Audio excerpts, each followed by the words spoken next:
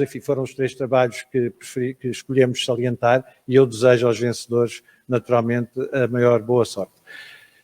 E, sobretudo, que continuem a aprofundar este tema. Termino com uma pequena história relativa à questão da identidade nacional. Há mais de 20 anos, quando eu, noutra associação, noutra entidade, a Fundação Mário Soares, já agora, trabalhei durante 3 anos justamente na formação de formadores sobre questões de cidadania, de identidade, etc., com o então já ex-presidente da República, Mário Soares. A questão da identidade nacional é uma questão importante, eu lembro de estudar bastante este assunto e de investigar bastante, e uma das questões que nos intrigou sempre, como sabem, em Portugal, morreu aliás recentemente, já agora aproveito também para lhe prestar uma homenagem, um professor de História Económica, o professor Pedro Laíns, de quem eu era amigo, e que estudou a história de Portugal e, nomeadamente, estudou de forma bastante afincada a razão de ser deste nossa espécie de atraso crónico, o facto de estarmos permanentemente a ficar na cauda dos pelotões a que participamos, o que não é agradável, muito menos para mim, que andei no colégio militar, sou filho e neto de militares, e portanto andar no pelotão é andar a passo igual e não andar nem mais depressa nem mais devagar, mas acompanhar os outros. E portanto Portugal não faz isso. Isso é uma interrogação, é uma perplexidade que muito nos assalta. Ele fez esse estudo do ponto de vista económico, tinha uma série de explicações, mas eu lembro-me, confesso que não consigo neste momento identificar exatamente em que obra e em que termos, mas que a certa altura Eduardo Lourenço, infelizmente também já falecido, explicava esse nosso atraso atávico com uma causa ligada à identidade nacional. E qual era a razão? A razão era a seguinte: a nossa identidade é tão forte, tão evidente, tão óbvia para todos nós, que aquilo que quase todos os outros povos europeus tiveram de fazer no século XIX e XX, e no XX outros povos de outros continentes, que foi criar, inventar, fundar a sua própria identidade, sobretudo porque em muitos casos nações, enfim, tomadas ou controladas por Estados, mais do que uma nação, os chamados Estados-nações, como também se lhes chama. A verdade é que eles tiveram de fazer esse esforço. Esse esforço baseou-se essencialmente na escola, na educação, e num esforço muito grande de convencer aquelas pessoas que eram alemães, britânicos ou do Reino Unido, italianos, desde sempre. E, portanto, nós não precisámos de fazer isto. Esta era uma explicação, eu hei de recuperar a fonte da explicação, mas lembro-me bem dela, porque na altura me impressionou e eu usei-a bastante, e era essa a ideia. Um povo que tem uma identidade tão estabelecida, tão clara, tão indiscutível como o nosso, e não há muitos que o tenham, são poucos no mundo que o têm, não precisou de fazer esse esforço suplementar. Bom, isso foi também, de alguma forma, o nosso mal, porque nos atrasámos nesse esforço de alfabetização, de educação, que outros povos fizeram, enfim, já no século XIX, a escolaridade obrigatória muito mais prolongada do que a nossa, que, como sabem, só no século XX, com a Primeira República, e sobretudo, ao contrário do que se pensa, com o Estado Novo, é que veio a ser reforçada.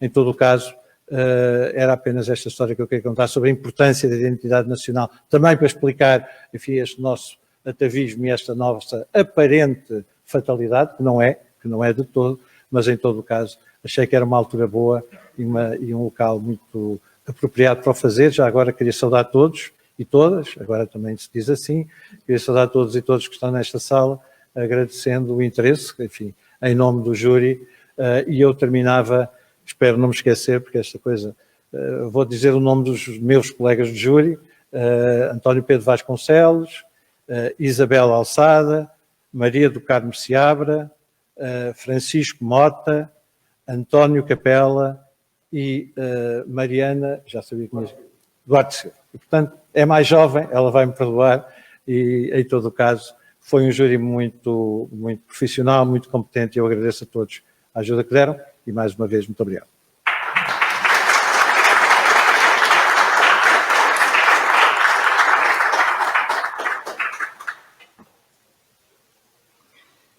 Resumindo os trabalhos premiados, o prémio O que é Ser Português foi atribuído ao ensaio Ser Português, As Pedras da Portugalidade, da autoria de Benil de Gaião. Ao texto Ser Português é Ser Inteiro, de Joana Nince Ribeiro, o júri atribuiu menção honrosa. Ao texto O que é Ser Português ensaio a partir de vivências em Portugal, em Moçambique e no Brasil, de Joaquim Matusse, o júri atribuiu menção honrosa. Convidamos o Sr. Presidente do júri, o Dr. Paulo Sande, a proceder à entrega do diploma de menção honrosa à galardoada presente, a autora Joana Nice Ribeiro.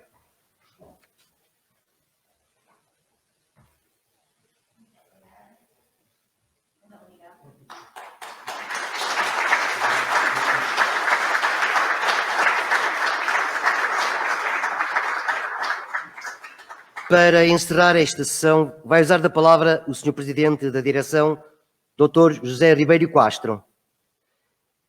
Não tendo podido estar presente a esta sessão, a vencedora do prémio Benil Gaião enviou-nos uma mensagem em vídeo para a qual chamo a vossa atenção. Boa tarde, sou Benil de Gaião, a vencedora da categoria de ensaio do desafio lançado pela Sociedade Histórica da Independência de Portugal. Resolvi participar porque me pareceu um desafio muito interessante. Sou professora de português e de inglês no agrupamento número 3 de Elvas e eu resolvi participar com o ensaio intitulado Ser Português, as Pedras da Portugalidade, derivado também à admiração pela arte que é a calçada portuguesa.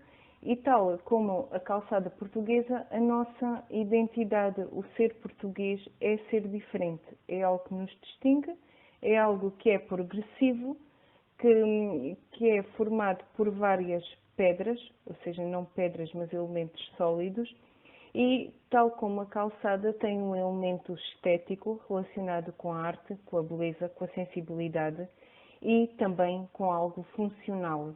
É aquilo que nos coloca, que nos coloca no mundo, que nos faz perceber uma percepção do mundo diferente de qualquer outra.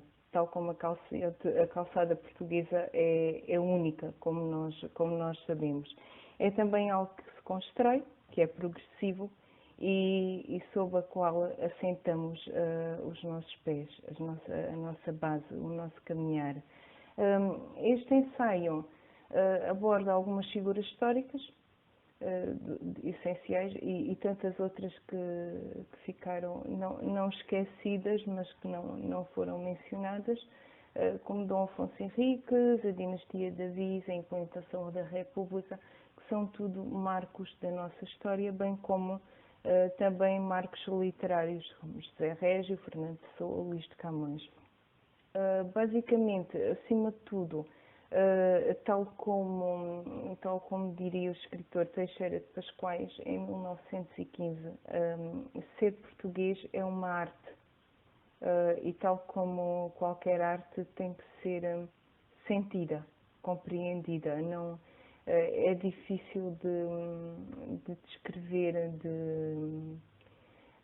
exatamente o que é ser português. Daí também ter-me referido a este concurso como um desafiador, um desafio. Gostava de agradecer, estou imensamente feliz pela distinção e grata à Sociedade Histórica da Independência de Portugal pela oportunidade e lamento não poder estar presente. Gostaria também de dirigir uma palavra de estima aos outros candidatos ao concurso. Muito obrigada.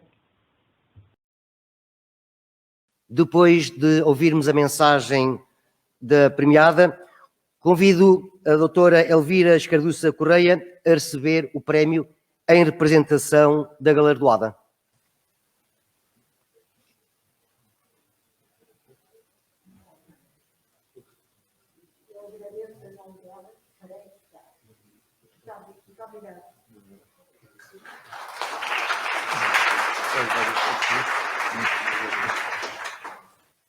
Boa tarde. Muito obrigado a todos, boa tarde. Se alguém tem uma dúvida porque é que a Sociedade Histórica instituiu um prémio para vídeo e um prémio para texto e não introduziu não constituiu nenhum prémio para áudio, eu creio que a demonstração, a explicação ficou à vista. Estamos aqui com problemas de áudio, peço desculpa. Queria começar por dizer como é que nasceu a ideia do prémio que a direção que presido decidiu instituir. A ideia foi angolana. É uma ideia que vi em Angola, lançada pelo jornalista Rafael Marques, a partir de uma instituição que ele lidera, de educação cívica, o FOLO, o que é ser angolano. E também, justamente, tem estes dois vídeos, estas duas categorias, de ensaio e vídeo, e nós adotámos. Lançámos no dia 8 de dezembro, que é um dia para nós muito querido, porque é o dia da nossa padroeira, Rainha de Portugal, assim instituída pelo Rei da Restauração, Dom João IV, e achávamos que era um grande auspício para a primeira edição do prémio. Não sabemos se este ano iremos lançar ou não no mesmo dia. Primeiro temos que rever o regulamento, com base na experiência do júri e algumas sugestões que nos certo transmitirão da análise dos trabalhos. Queremos também tornar mais estimulante a candidatura. O facto que fomos prejudicados neste primeiro ano pela Covid. De qualquer forma, o número de candidaturas em texto é apreciável, é um bom número, mas é uma pena que no vídeo não conseguíssemos que ninguém se candidatasse. Teremos que fazer mais esforço nesse sentido.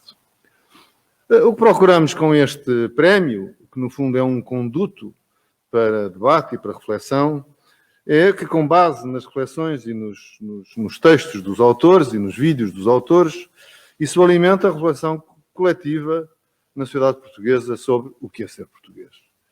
Que ideia que fazemos, como é que ela evolui. E essa reflexão é dupla. É uma reflexão interior de cada um de nós e dos autores, e é uma reflexão exterior, na medida em que nós refletimos sobre os outros aquilo que nós pensamos e as ideias, às vezes, muito sagazes e novas que somos capazes de transmitir. Como disse o Paulo Sand, nós temos uma história riquíssima que temos que conhecer. Eu recentemente escrevi 2 artigos cujos títulos são coisas em que acredito muito, que a história é um dos nossos recursos estratégicos mais poderosos e que a história é também uma esperança, porque não olhamos apenas para o passado, mas vamos ao nosso passado, decantando, escolhendo aquilo que é mais relevante para projetarmos no futuro. E é isso que procuramos fazer por este instrumento, procurando também chegar a públicos mais jovens e a candidatos mais jovens.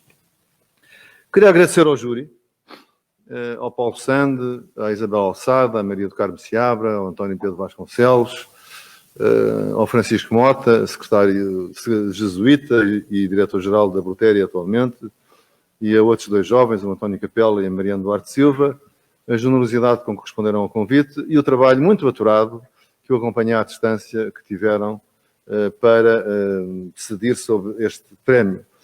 Para nós, as suas reflexões serão muito úteis para o melhorarmos. E caramba, temos neste júri 2 antigas ministras da Educação, o que de facto é um luxo num prémio destes. Isto, para quem não trabalhou nunca em júris destes, acredito, isto é muito trabalhoso, porque só se pode atribuir os prémios depois de ler e para poder comparar. E eu sei que o júri teve critérios muito aturados, discutiram primeiro os critérios, porque queriam apreciar os trabalhos e depois confrontaram as suas opiniões e decisões. Queria também agradecer a todos os que se candidataram, em particular aos galardoados, e dizer que há textos que são muito inspiradores, nomeadamente, enfim, vou citar apenas, por dever de ofício, os 3 trabalhos premiados, o trabalho da Benil de Gaião, é um trabalho, como ela disse, que parte de uma alegoria, a partir de uma alegoria das pedras, da calçada, que faziam lastro dos navios antigos, dos descobrimentos e das viagens marítimas portuguesas, e depois faz uma construção com vários episódios da nossa história, com a pluralidade, a ligação, a coesão, a partir das pedras. Vale a pena seguir essa viagem através das pedras. Não é propriamente o caminho das pedras que é mais duro, mas é uma alegoria feita de como se constrói como se construiu a nossa identidade. O texto do Joaquim Matusse é um texto diferente, é um texto vivencial, é um texto mais vivencial.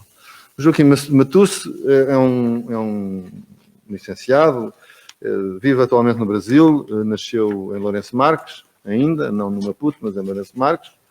Ele é assim que escreve, e é verdade, nasceu em Lourenço Marques. Por acaso eu tinha conhecido o nome dele, porque ele pediu o nosso apoio para a primeira Bienal Internacional de Arte Sacra Contemporânea em Porto Alegre, no Rio Grande do Sul, e ele concorreu, e não só concorreu, como houve mais 2 candidatos residentes no Brasil e que eu estou certo que foram empurrados por ele. É um texto que faz uma reflexão da sua experiência pessoal de ser português em Moçambique, em Portugal e no Brasil. E, portanto, é um texto também valioso do ponto de vista desse olhar. A Joana Anis Ribeiro, ela própria se apresenta como uma mulher do Norte, é uma mulher do Norte, assim se apresenta na sua biografia, é uma farmacêutica e escreveu um texto muito inspirado, de que eu vou ler apenas uns certos, que eu convido quando publicarmos a lerem, porque é um texto que, de facto, não é bem um ensaio, e talvez isso tenha pesado no júri, mas é um texto muito forte, muito interessante, e talvez nós tenhamos que rever o regulamento ao futuro para ser mais abrangente. Ser português é ser inteiro, é ser rei, é ser povo, é ser escudo erguido no duelo, conquista de castelo, é ser rio, é ser mar, é ser herói de hino e epopeia, sargaço deitado na areia, sangue na guerra, na maré cheia, é ser cidade, é ser serra, é ser peça de azulejo azulada, pedra poída da calçada, pedaço de talha dourada, é ser terra, é ser ar, é ser nortada numa tarde de verão, balão lançado na noite de São João, vela de moinho ou rotação. É ser fogo, é ser água, é ser doce, é ser salgado, é ser claro, é ser escuro, é ser mel de cana encorpado, sombra de sobreiro outrora semeado, chaila aos ombros no silêncio do fado. É ser livre, é ser preso, é ser guerreiro sem cela, é ser grande sendo pequeno, é ser do antes, do agora e do depois, é ser da história com história pela história. E para quem gosta de coisas mais saborosas, é ser pastel de nata quente, queijada crocante ao dente, calda de figa efervescente, é ser bolinho de bacalhau na mão, sardinha em brasa de carvão, migas desfeitas do pão. É, de facto, um texto muito inspirado e creio que é uma menção honrosa, muito bem atribuída.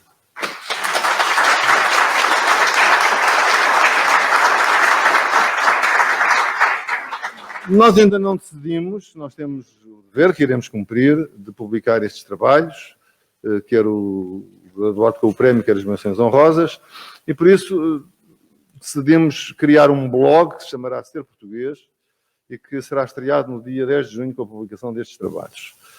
Até termos outros instrumentos, será a forma de publicar textos mais completos e com mais conteúdo para quem nos quiser seguir, que depois será replicado nos outros instrumentos, mas é um instrumento acessível. Também tencionamos publicá-los em livro.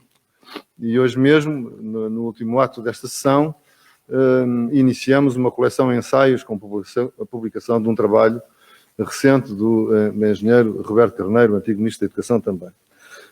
Mas, enfim, para publicar um livro é necessário ter um conjunto de trabalhos.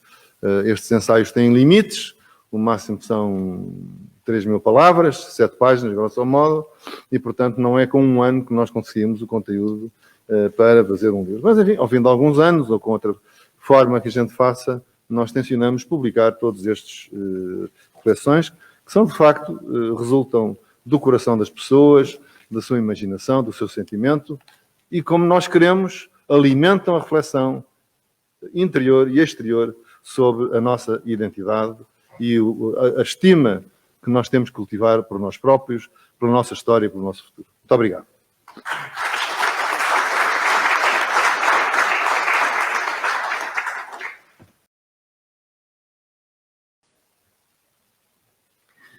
Somos agora convidados a assistir à conferência intitulada da Comissão 1º de Dezembro à Sociedade Histórica da Independência de Portugal, passado, presente e futuro, 160 anos da CHIP, pelo Sr. Professor Dr. Sérgio Campos Matos. Convido a Sra. Doutora Professora Ana Leal Faria, Vice-Presidente da Direção, que nos vai fazer a apresentação do orador e do tema da conferência deste dia. Muito boa tarde a todos, muito obrigado pela vossa presença. É um gosto revê-los hoje novamente e tenho também todo o gosto em apresentar o meu colega e amigo, professor Sérgio Campos Matos, que é investigador do Centro de História e professor associado da Faculdade de Letras da Universidade de Lisboa. Fez também o seu mestrado em Cultura Portuguesa Moderna na Faculdade de Ciências Sociais e Humanas da Universidade Nova e é doutor em História Contemporânea pela Universidade de Lisboa. O professor Sérgio Campos Matos tem-se dedicado ao estudo dos nacionalismos, das historiografias e memórias, da cultura política, das memórias nacionais, das instituições de ensino e de investigação nos últimos 3 séculos. Procura situá-las num âmbito transnacional e comparado e recentemente tem investigado as relações de Portugal e Espanha num contexto internacional alargado, com destaque para os iberismos e hispanismos nas suas metamorfoses políticas e conceituais, sem esquecer as suas expressões no mundo ibero-americano. Tem colaborado também em vários projetos de investigação nacionais e internacionais. Coordena, e convido-os a todos a essa consulta acessível a todos, e que acho uma iniciativa extremamente importante e na qual eu também tive o gosto e a honra de ser convidada a colaborar, que é o Dicionário dos Historiadores Portugueses, que está em linha no site da Biblioteca Nacional de Portugal. Convido vivamente essa consulta. Coeditou a Universidade de Lisboa, nos séculos XIX e XX, em 2013, a Historiografia e Res Pública e também Península Ibérica, Nações e Transnacionalidades entre 2 séculos. Publicou, entre muitas obras, uma que eu recomendo a todos os associados à CHIP e não só, a todos os portugueses, que se chama Iberismos, Nação e Transnação, Portugal e Espanha, cerca de 1807 a 1931, estudo que muito se relaciona com as origens desta sociedade histórica e que irá referir na conferência de hoje, que se intitula, como já sabem, da Comissão 1º de Dezembro à Sociedade Histórica da Independência de Portugal, passado, presente e futuro, os 160 anos da Sociedade Histórica. Vão ouvi-lo.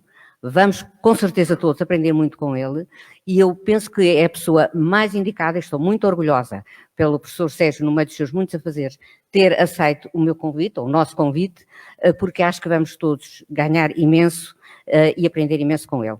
Muito obrigada e, Sérgio, faz favor.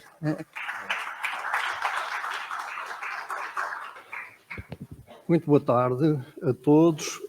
Eu queria começar por saudar o Presidente da Sociedade Histórica da Independência de Portugal, o Dr. José Ribeiro e Castro. Queria agradecer à minha colega e amiga Ana Leal Faria o amável convite para aqui estar. É uma honra muito grande poder aqui estar hoje convosco. Queria saudar todos os presentes, autoridades civis, militares, e gostaria de dedicar esta intervenção à memória do professor Jorge Borges de Macedo.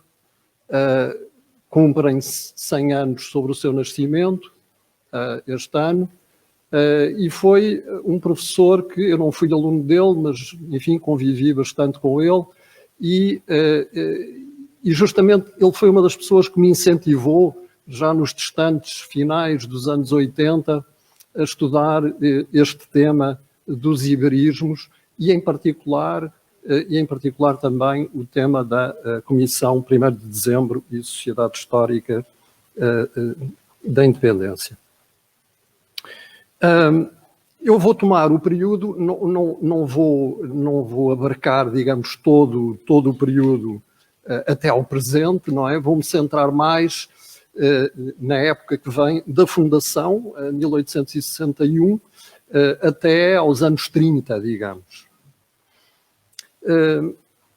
Como é sabido, no Portugal do século XIX, após um período de grande instabilidade política e social que coincide com a implantação do sistema liberal 1820 a 1851, marcado por revoluções e 2 guerras civis, sucedeu uma relativa estabilização política no período que foi designado de regeneração, período que vai até 1890, como se sabe. A esta estabilização correspondeu uma insistência na continuidade e enraizamento histórico da nação, ou seja, no culto do passado nacional. Qual foi a função social e cultural da Comissão 1º de Dezembro, depois Sociedade Histórica da Independência de Portugal, neste último contexto histórico e nas primeiras décadas do século XX? É esta a pergunta fundamental. Foi no tempo que vai de 1851 a cerca de 1874, que corresponde à primeira... 1874 é a primeira república em Espanha, que os ideais iberistas mais se difundiram em Portugal, dinamizados por um pequeno grupo de intelectuais e políticos. Ora, a Comissão 1º de Dezembro foi constituída em 1861, precisamente como resposta à difusão de propostas iberistas e à constituição de associações com este último propósito. Era a então chamada Questão Ibérica. Na Comissão predominavam homens ligados ao regime constitucional, quer ao Partido Histórico, quer ao Partido Regenerador, embora alguns miguelistas a ela aderissem. Os seus primeiros estatutos foram aprovados pelo rei Dom Luís em 1869. Teve como presidentes, entre outros, Luís de Carvalho Daun e Lorena, marquês de Pomares, e que chegou a ser presidente da Câmara de Lisboa, Fontes Pereira de Melo e Índice Ribeiro, estes últimos figuras gradas do Partido Regenerador. A Comissão 1º de Dezembro, Sociedade Histórica da Independência de Portugal, a partir de 1927, reuniu homens ligados a múltiplos grupos profissionais.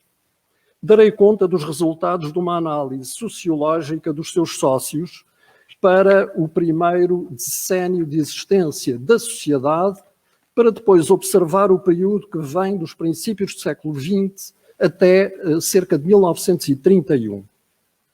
No processo de afirmação do nacionalismo em Portugal, após as revoluções liberais, e sobretudo a partir de meados do século XIX, o tópico anti-iberista e de resistência às intenções absorcionistas de Espanha ocupou um lugar marcante. Nesse processo tiveram ação decisiva as elites urbanas ilustradas, homens de profissões liberais, jornalistas, professores, militares e, sobretudo, funcionários públicos. Estavam, por vezes, intensamente ligados ao espaço público através da imprensa, do associativismo e da escola. Na promoção pública de muitos destes intelectuais, o culto da nação e da sua memória constituiu um expediente seguro de nacionalização e integração num espaço cultural comum, com a sua história, experiências coletivas e tradições. A este respeito, as relações históricas com Castela e depois com a Espanha estiveram em destaque. A Comissão 1º de Dezembro foi uma associação cívica que podemos caracterizar como um grupo de pressão nacionalista e teve como principais objetivos o culto da memória ligada à restauração de 1640. A comemoração anual do 1º de Dezembro e a construção de um monumento à memória dos restauradores. Vamos aqui avançar. Cá está o monumento inaugurado em 1886, a ideia vem de 1861, e chama a atenção para este pormenor, esta alegoria à independência, que, enfim, nós estamos tão habituados a pensar nos restauradores que nos passa despercebido, mas esta figura da independência está, digamos, está a romper as grelhetas. É uma estátua da autoria do escultor Alberto Nunes. Cultivando, sobretudo, uma atitude de enraizamento e de hispanofobia, na Comissão 1º de Dezembro, alimentava-se uma leitura negativa do período da União Ibérica, 1580-1640, qualificado frequentemente de cativeiro e de usurpação, na base da qual se recusava qualquer possibilidade de nova integração política com a Espanha sob a forma unitária ou federal. Tratava-se, pois, de invocar o passado para prevenir um futuro não desejado. Portanto, sempre esta relação entre passado e futuro. O Dr. José Ribeiro e Castro referia-se justamente a essa projeção. A retórica nacionalista e anti-iberista suscitou apoios entusiásticos, mas também apreciações críticas, de que dou exemplo as de Essa de Queiroz, Oliveira Martins ou Costa Godolfin, um homem ligado ao movimento associativista. Entre os seus críticos encontravam-se republicanos federais e alguns liberais radicais, adeptos de uma aproximação entre as nações peninsulares. Estes sublinhavam as afinidades entre Portugal e Espanha, designadamente no que respeita a uma consciência hispânica que se acentuara no combate de portugueses e espanhóis contra o ocupante francês nos princípios do século XIX. Notavam também, os republicanos federais, afinidades geográficas, religiosas, étnicas e linguísticas entre portugueses e espanhóis, mais ou menos evidenciadas até por alguns defensores da independência dos dois Estados peninsulares. O republicanismo federal chegou a alcançar considerável influência no seio do Partido Republicano Português. Alguns dos seus adeptos defendiam uma atitude de abertura e aproximação nas relações com a Espanha, considerada nação irmã. Caso de Henriques Nogueira, caso de Magalhães Lima ou de Teófilo Braga. Os debates em torno da questão ibérica polarizaram duas atitudes de sinal contrário em relação à Espanha: aproximação e distância, atração e repulsa. O escasso êxito social da propaganda iberista, o centenário da morte de Camões em 1880 e, na sequência da Conferência de Berlim, 1884-85, um maior investimento nas colónias portuguesas ultramarinas, levaram à subalternização da questão ibérica a partir dos anos 80 do século XIX. O ultimátum britânico, a Conferência Republicana de Badajoz, em 1893, e a Guerra Hispano-Americana, 1898, bem como a solidariedade ibérica que esses acontecimentos despertaram em meios políticos de ambas as nações, não chegaram para reanimar a corrente iberista em Portugal, então quase reduzida a alguns republicanos federais. O caráter unitário do Estado português e a relativa homogeneidade da nação num território de fronteiras históricas estáveis limitaram o crescimento deste federalismo que nos decénios de 1850 a 70 tivera maior expressão. Há ainda que ponderar um fator que aqui dou atenção, que é justamente a ação nacionalista da Comissão Central 1º de Dezembro. O que se passou a este respeito com a implantação da República a partir de 1910? Como é sabido, o Partido Republicano adotou um programa federal em janeiro de 1891. Este programa não foi, todavia, seguido em 1910, quando os republicanos chegaram ao poder. A Primeira República perfilhou uma forma unitária de Estado e tendeu a esquecer-se da ideia federalista. O insucesso da Primeira República Federal Espanhola, em 1874, e o exemplo da Terceira República Francesa, a par do reforço do unitarismo e do nacionalismo entre os defensores da descentralização, terão contribuído para o enfraquecimento do federalismo. Numa conjuntura desfavorável, compreende-se a necessidade de se manter uma estrutura unitária do Estado e de se vincar bem a unidade nacional. A Comissão, 1º de dezembro, teve uma função relevante nesta conjuntura, nela coexistindo duas tendências em relação à Espanha: a hispanofobia e uma retórica que podemos designar de amizade e irmandade com a nação vizinha. Podemos perguntar quem eram os iberistas. Quem eram os iberistas portugueses? Raramente eram homens ligados à alta burocracia do Estado e só ocuparam funções políticas destacadas após abandonarem o seu credo iberista, digamos assim. Os casos de Latino Coelho, que foi ministro da Marinha em 1868-69, e de Casal Ribeiro, que foi embaixador em Espanha e foi deputado também, são exemplos. Mais frequentemente, os iberistas eram jornalistas, funcionários públicos e, em alguns casos, militares. Compreende-se assim que estivessem mais disponíveis para aderirem e se empenharem numa causa de união peninsular transnacional. O catalão Sinibaldo de Mas concedeu especial atenção à propaganda e à difusão dos seus ideais.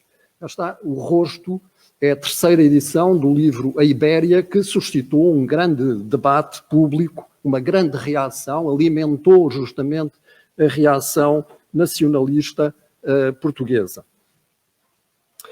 Sinibaldo de Mas chegou a propor a criação de uma associação chamada Ibéria, inspirada em sociedades católicas de propaganda, traçando pormenorizadamente toda uma estrutura organizativa, um órgão de imprensa periódica, uma bandeira ibérica, etc. Sem sucesso. É certo que constituíram-se em Espanha outras associações com esse propósito divulgador. Por exemplo, a Liga Hispano-Lusitana, criada em 1854 por Facundo Infante, um político liberal, que chegou a ser presidente do Congresso em Espanha, ou a Associação Peninsular, presidida por Salmerón, que foi o primeiro presidente da República Espanhola em 1873. Mas os iberistas não lograram conquistar a opinião pública para as suas propostas. E, ao que sabemos, a sua atividade limitou-se a cidades como Madrid, Lisboa, Porto e Coimbra. Note-se, aliás, que as intenções iberistas não eram unânimes na imprensa de Madrid. Segundo o jornal La Ibéria, em 1856 haveria 7 periódicos que se ocupavam da União Ibérica sem a apoiarem e outros 5 periódicos realistas que combatiam-na abertamente. Também em Madrid o iberismo limitava-se a uma pequena elite de intelectuais, jornalistas e políticos. E tal como em Portugal, mas noutro contexto, era instrumentalizado para fins de combate político partidário. Em seu nome, progressistas, democratas e republicanos combateram os governos de Isabel II. Na imprensa iberista reclamava-se com alguma frequência a ligação ferroviária Lisboa-Madrid, que se conseguiu no final dos anos 60 do século XIX, o uso conjunto da navegação dos rios Tejo e Douro, a união aduaneira, um pouco na inspiração do Zollverein alemão, a união monetária e a união de pesos e medidas. Ou ainda a validade de títulos académicos para além da fronteira, a abolição de passaportes ou até o reconhecimento de uma cidadania comum entre portugueses e espanhóis. Mas não havia qualquer unidade de ação ou convergência em torno de um objetivo, o que também contribuiu para o fracasso dos propósitos ibéricos. Nenhuma base orgânica, partidária ou suprapartidária, conferia a estes propósitos o caráter de um desígnio nacional e a necessária base social indispensável para o seu efeito. Há quem creia que o iberismo foi um nacionalismo. Eu não defendo essa teoria, embora haja, por exemplo, um historiador espanhol chamado Rocamora, que tem um livro justamente intitulado O Nacionalismo Ibérico. Porque, na verdade, para ser nacionalista teria que ter uma base social, teria que corresponder a um movimento social, a um movimento cívico, e o iberismo, de facto, nunca conseguiu ter uma implantação social significativa. Se tomarmos o período de cerca de 50 anos da monarquia constitucional, que vai de 1861 a 1910, na Comissão 1º de Dezembro terão sido registados 471 sócios. A fonte que uso é uma fonte que não é totalmente fiável e que se encontra aqui no arquivo da Sociedade, são os livros de propostas de sócios, mas estes livros de propostas de sócios, tudo leva a crer, foram assentes essas propostas a posteriori, digamos, depois das adesões, muito depois. Em todo o caso, é a fonte de que dispomos, e é possível até que seja fiável. Não o sabemos com todo o rigor. Durante a Primeira República, que, como é sabido, durou cerca de 16 anos, houve cerca de 267 novos sócios. E no período da ditadura militar, 1926-33, 109 sócios.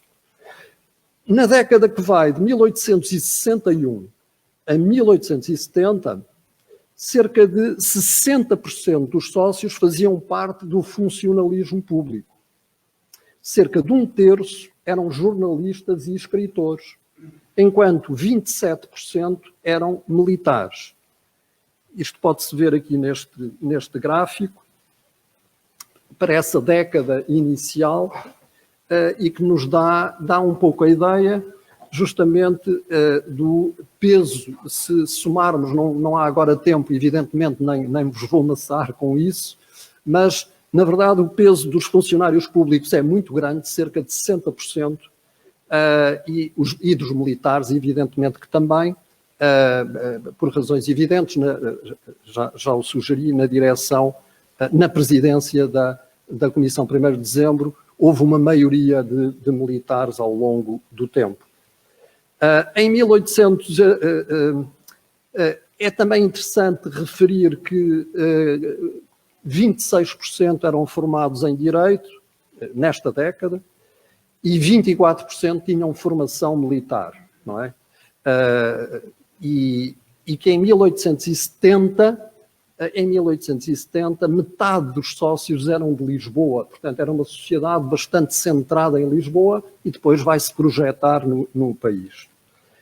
Justamente a Comissão, este perfil sociológico não se alterou muito. Já o iremos ver.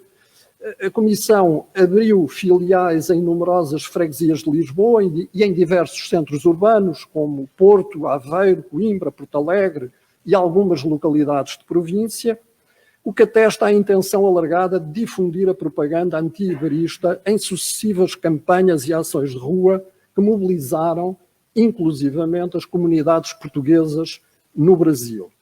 Criaram-se empresas jornalísticas para produzir esta propaganda, mais centradas em Lisboa e Porto, em 1861 e 62, e depois em 1868 e 69, são os anos justamente em que o receio iberista foi maior nessa época. Uma pergunta relevante. Conseguiu a Comissão 1º de Dezembro dinamizar um movimento social nacionalista de resistência à ameaça ibérica?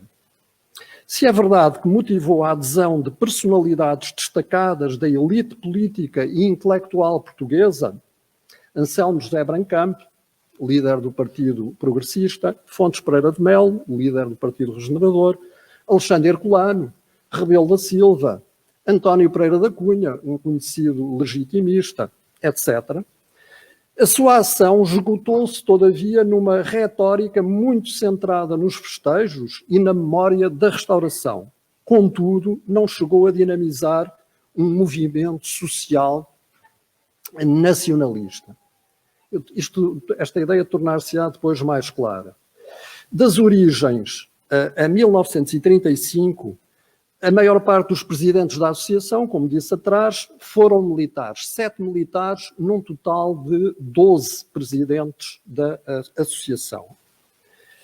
De 1910 a 1931, no total de 269 sócios, para os quais temos informação, registra-se uma forte componente de funcionários públicos, mais uma vez esta ideia, médio e alto funcionalismo.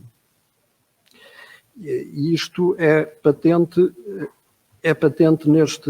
neste outro gráfico, que não vamos aqui examinar detalhadamente, mas é muito claro até que se acentua o peso do funcionalismo público entre os sócios da Sociedade Histórica da Independência, não é? Comissão e, a partir de 1927, Sociedade Histórica.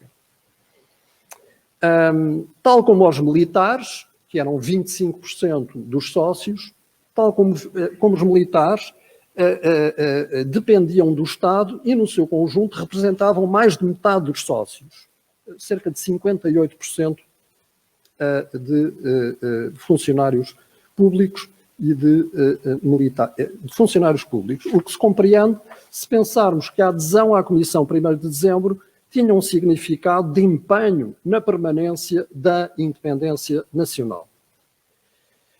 Se aos funcionários públicos e aos militares somarmos professores primários, liceais e universitários, verificamos que mais de 2/3 dos sócios estavam ligados ao Estado.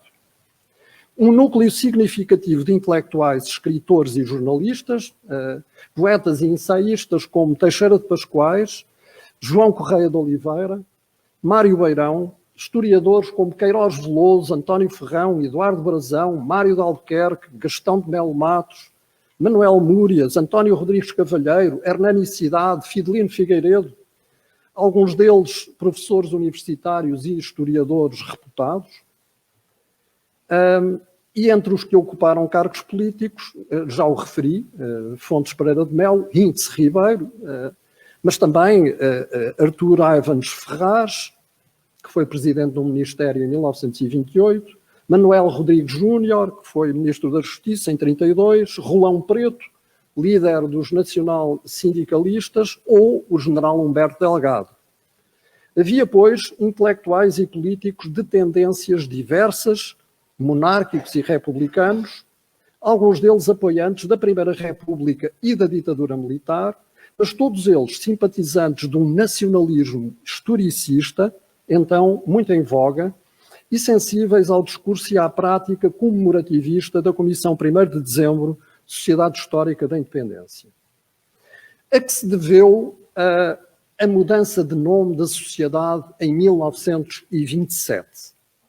Ao que se sabe, numa sessão da sua direção em março de 1924, António Bernardo da Fonseca Batista apresentou um programa de trabalhos para os anos de 1924 a 1940, em que logo num primeiro ponto propunha essa mudança de nome numa próxima reforma dos estatutos. Neste programa, tornava evidente a necessidade de atualizar os antigos estatutos, demasiado restritivos, porquanto centrados exclusivamente na comemoração do 1º de dezembro e ultrapassados, uma vez que o monumento aos restauradores já tinha sido, que era um dos objetivos fundamentais da antiga Comissão 1º de dezembro, já tinha sido cumprido. A nova designação, Sociedade Histórica da Independência de Portugal, bem mais abrangente, apontava para uma ação mais diversificada, englobando toda a história da nação e não apenas a evocação de 1640. Em 1924, Fonseca Batista tinha já em mente a comemoração conjunta do 8º centenário da existência nacional e o 3º centenário da restauração. Em 1940, uma grande festa nacional, dizia ele, e o 3º centenário da restauração em 1940, uma grande festa nacional em que deveria ter lugar uma exposição internacional, um congresso da raça portuguesa e um cortejo histórico, que vieram a realizar-se. Mas a primeira proposta para as comemorações de 1940, da autoria de Fonseca Batista, remontava ao final de 1922. este sócio, apresentar então uma memória em que já sugeria que fosse preparada para 1940 tal iniciativa que deveria ser festejada de um modo ruidoso, o adjetivo era dele. E então, os novos estatutos, que aqui reproduzo, e que foram publicados no Diário do Governo em 1928, contemplavam então objetivos mais amplos para a sociedade. Mas a existência da sociedade foi irregular, considerando o movimento de adesão de sócios. Mas também nas atividades desenvolvidas se nota essa irregularidade. Houve tempos de intensa atividade, outros em que essas atividades se apagaram. Por exemplo, nos anos de 1864-67, devido a um incêndio na primeira sede, e em 1914-15, porventura, devido à conjuntura da Grande Guerra. Nestes anos, não chegaram sequer a ter lugar comemorações do 1º de dezembro. Noutros anos consecutivos, a associação desdobrou-se em iniciativas não apenas comemorativas, quase todas elas configurando políticas de memória nacional que foram muitas vezes adotadas pelo poder político. Entre elas contam-se, além do objetivo de erigir um monumento aos restauradores, uma subscrição pública aberta entre a colónia portuguesa do Rio de Janeiro para o armamento do país, em 1868, receava-se nessa altura a União Ibérica, diversas propostas entregues ao poder político no sentido de se criarem escolas militares preparatórias nos municípios, em 1870, uma representação que não teve sucesso para que o 1º de dezembro fosse considerado dia de grande gala, visto que só era de pequena gala, em 1892, um manifesto em 1918 em que se associava a data de 1640 ao reconhecimento da independência das nações, que vingou em 1918, no final da Grande Guerra, uma proposta solicitando a todas as câmaras municipais que atribuíssem o nome 1º de dezembro a artérias das respectivas sedes de concelho,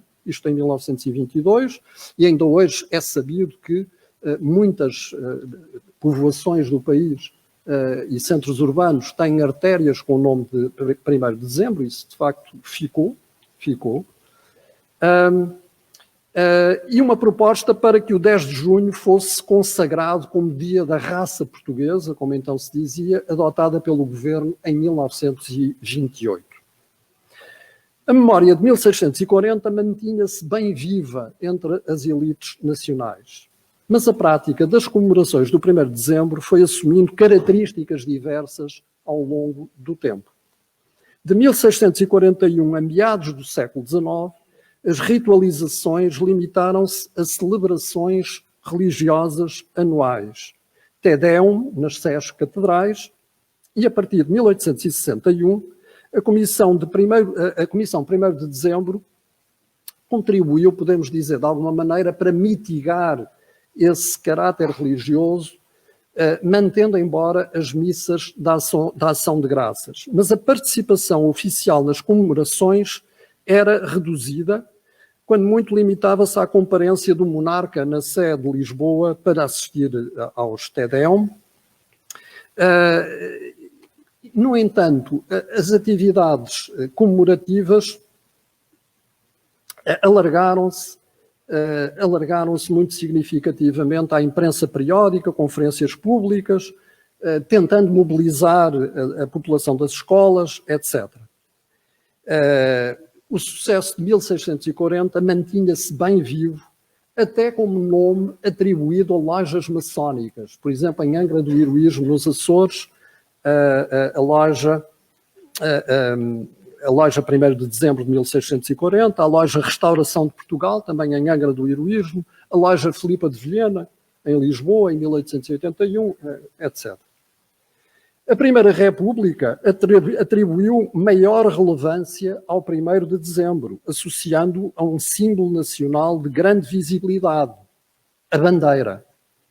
Logo em 12 de outubro de 1910, o governo republicano aprovava um decreto que instituía o 1º de dezembro como Dia da Autonomia da Pátria e a 22 de novembro seguinte acrescentava-lhe o atributo de dia de festa da bandeira, instituindo um cortejo para saudar este símbolo nacional. Fazia-se assim coincidir esta festa cívica da nova bandeira republicana com a data do 1º de dezembro, agora consagrada como feriado nacional. Associava-se, pois, um dos emblemas mais significativos da nação com uma data histórica relevante, a recuperação da independência nacional em 1640. Por outro lado, convidavam-se figuras de proa do Estado, caso do Presidente da República e do chefe do Governo, para as cerimónias de deposição de flores no Monumento dos Restauradores e para sessões solenes com conferências públicas neste palácio onde nos encontramos e mais tarde na Sociedade de Geografia ou na Câmara Municipal de Lisboa. Procurava-se ainda mobilizar as camadas populares com lançamento de foguetes, flores, iluminações noturnas de edifícios, cortejos, etc. Intentava-se republicanizar o 1º de dezembro e instituir uma grande festa nacional do novo regime, visto a si próprio como refundação, tal como 1640 teria sido refundação de Portugal. Muitos republicanos aderiram à Comissão 1º de dezembro.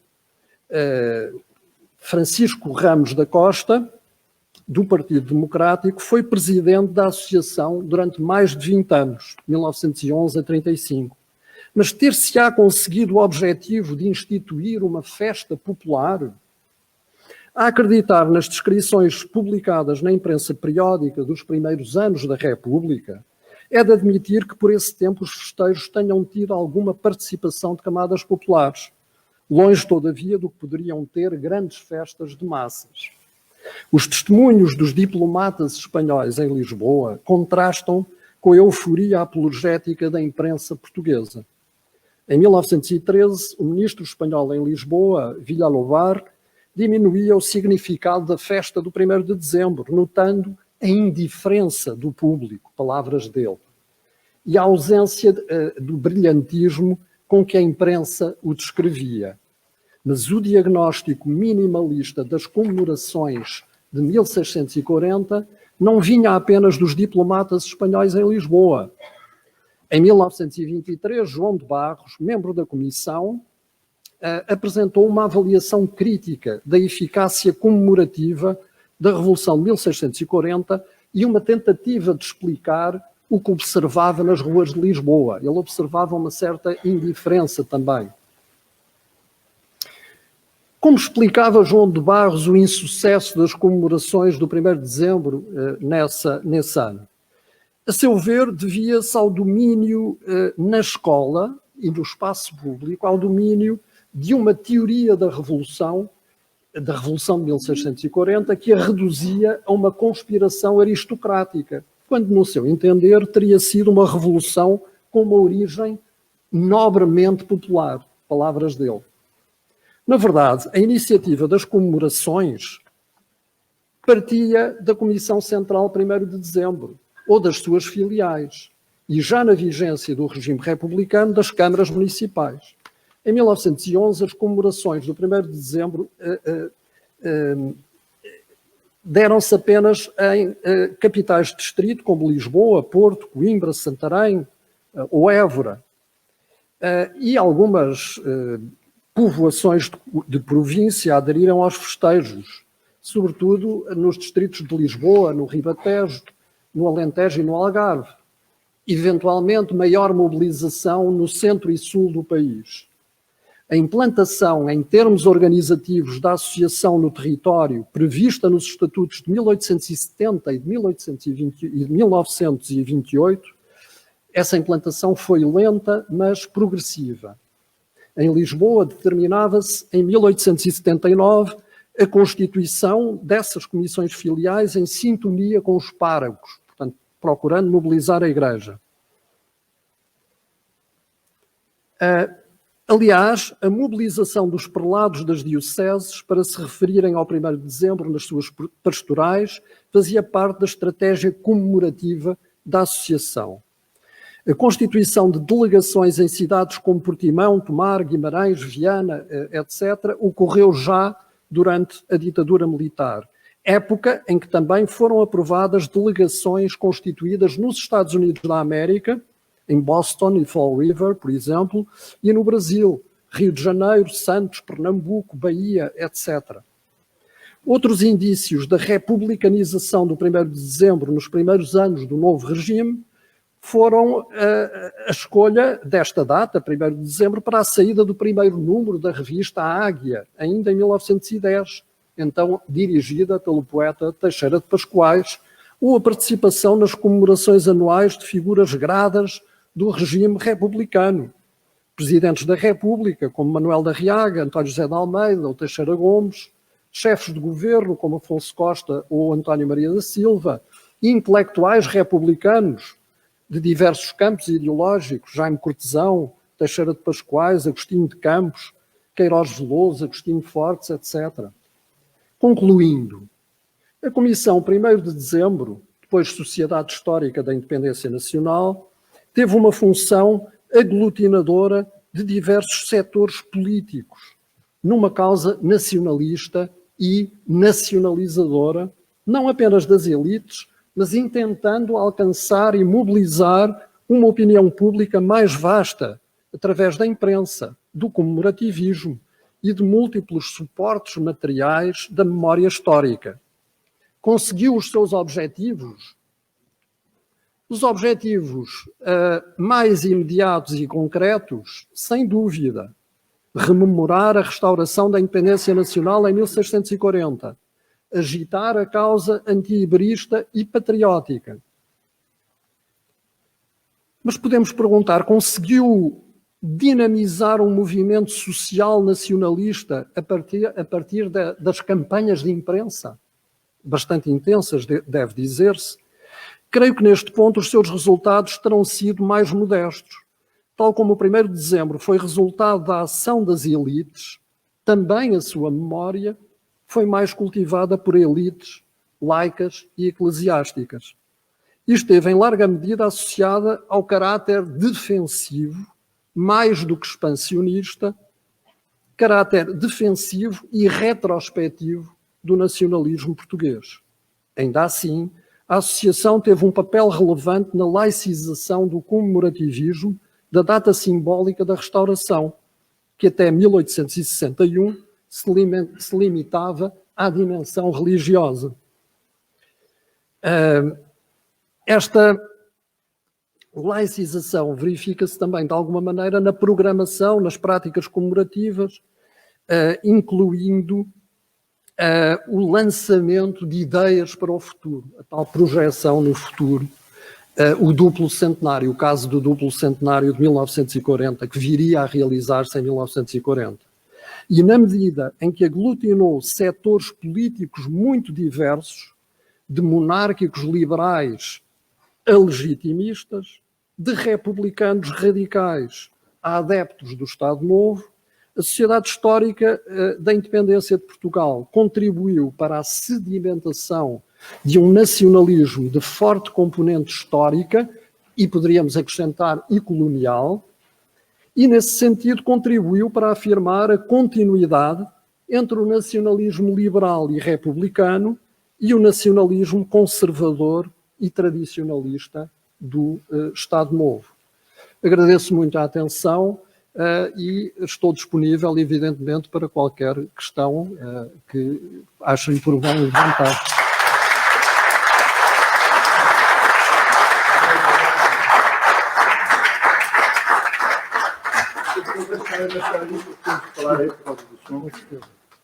Eu queria pôr, em primeiro lugar, muito obrigado, Sr. Professor, pela sua magnífica exposição, que nós depois pedimos para guardar, porque tem informação preciosa para esta casa guardar sobre a nossa história. E eu ia-lhe pedir que nos desse mais informação sobre o período, em 1927, em que mudamos de nome. Se isso representou uma ruptura, uma tensão, ou se foi uma continuidade suave de anos anteriores a 1927. Essa mudança consiste exatamente em que espírito e em que movimentação dentro dos sócios e da sociedade. Muito obrigado. Muito obrigado pela sua questão, Sr. Presidente. Na verdade, essa mudança de nome, do meu ponto de vista, corresponde mais a uma continuidade.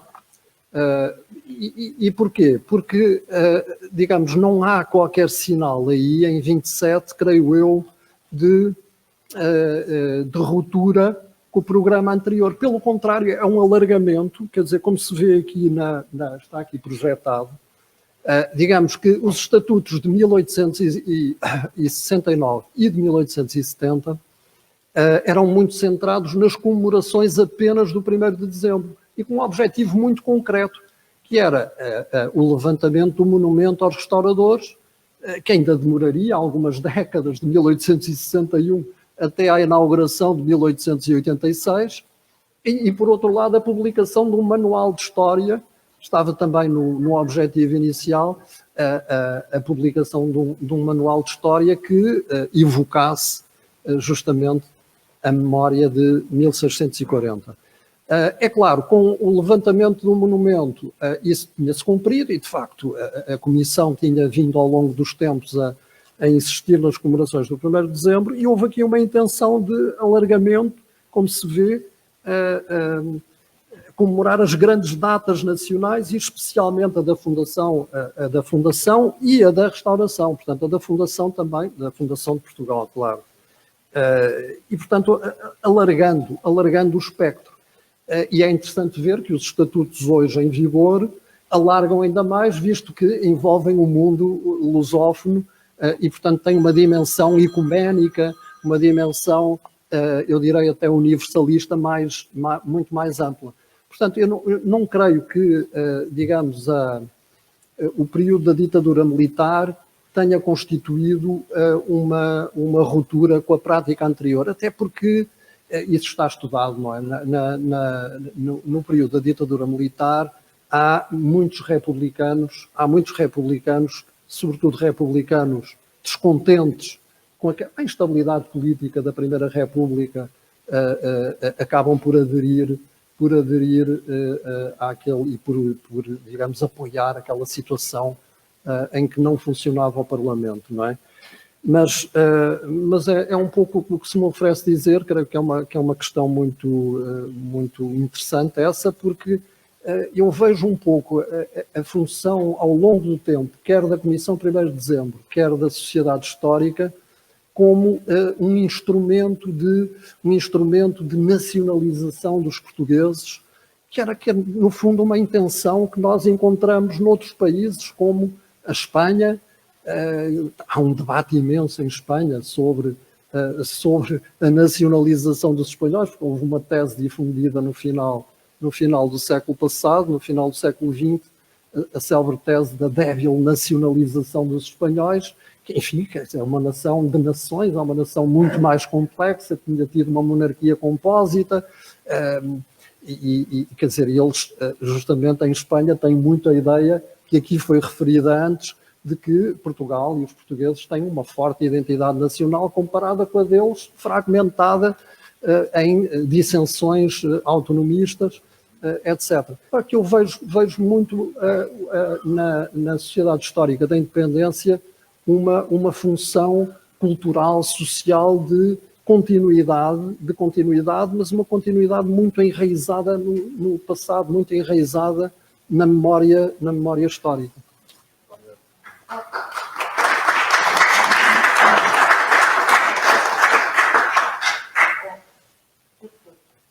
Não vou fazer nenhuma questão.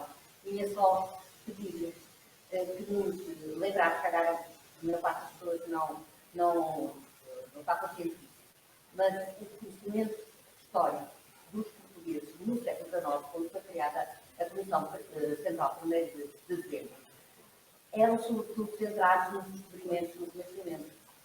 Cabelo da Silva escreve, no século XIX, a história de Portugal do século XVII e XVIII. Portanto, a função de instrução, digamos assim, de história, numa época que era considerada obscura e que não se estudava, que era o século XVII e o século XVIII, fazia todo o sentido. Quer dizer, essa função educativa, histórica da Comissão Central estava muito centrada num período que era desconhecido da maior parte dos portugueses. Eu acho que isso é importante pensar, que nós hoje não temos essa noção, não é? Nós estudamos história aí na escola, história do princípio até a nossa época, mas no século XIX os conhecimentos históricos verdade. sobre o século XVII e XVIII eram muito escassos. Muito obrigado pelo comentário, Ana, porque realmente no século XIX se estudava mais e se prestava mais atenção, sobretudo para os finais do século XIX, os descobrimentos, e havia toda uma atualidade nisso que tinha a ver com a projeção em África, não é verdade? Ou na Idade Média, antes disso, na Idade Média, e esquecia-se justamente, muitas vezes, esquecia-se os séculos XVII e XVIII, é verdade isso. Mas houve um empenhamento do Estado português, por exemplo, a história de Portugal de Rebelo da Silva, que foi sócio da Associação da Comissão 1º de Dezembro. A história do Rebelo da Silva é justamente uma história centrada nessa época e procurando perceber justamente o problema que era para os intelectuais do século XIX um problema número 1, que era o problema da decadência, não é? Viviam, digamos, atormentados, não apenas em Portugal. Às vezes pensamos que isto era só um problema português, o problema do atraso que foi aqui referido pelo Dr. Paulo Sano.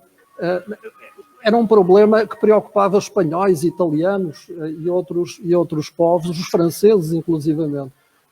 De modo que é um pouco isto que se me oferece. Muito obrigado pela sugestão, que é muito pertinente.